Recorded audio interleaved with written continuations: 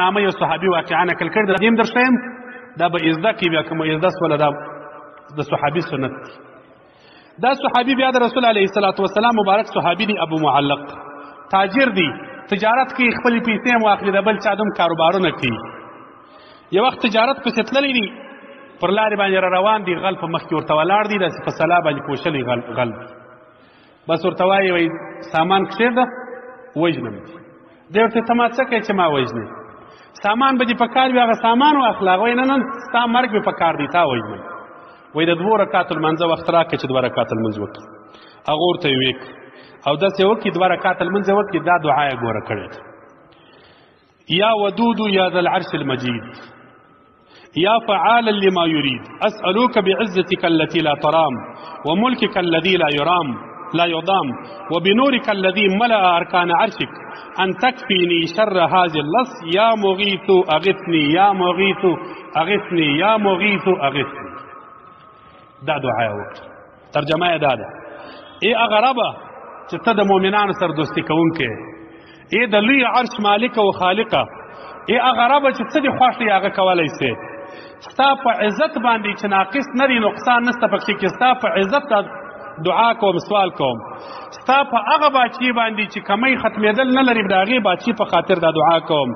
ستا د هغه نور په خاطر چې ټول عرش په ځلېدلی دی الله دا دعا کوم د دا غله د شر خو مې خلاص که یا مغیث اغثني یا مغیث اغثني دا 3 واره وویل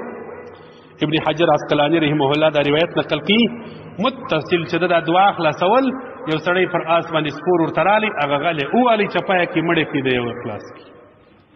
دی ورته ته څوک یې سړی چې زما کومک دې وکړي هغه ورته وایي زه د 4 اسمان ملایکه یم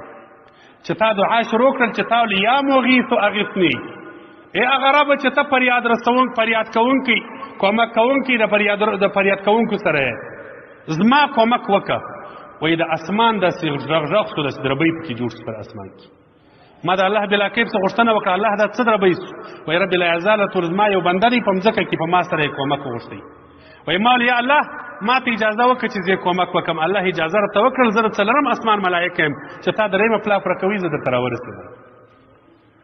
وایي بیا یې ورته وویله قل ابشر زیری ورکه واعلم انه من توضأ وصلى 4 رکعات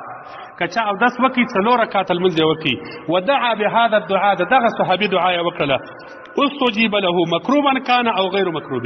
دعاء بقبلي چې هر دعا وکړل کړه تکلیف وخت کې به تکلیفي 4 رکعات المنځ وکړه دعا دغه صحابي دعا وکړه دعا به قبلي دا امام ابن حجر عسقلاني رحمه الله الاصابه د ازمالاس کې 4 جلد کې 2380 او 180 نمبر صفحه کې راځي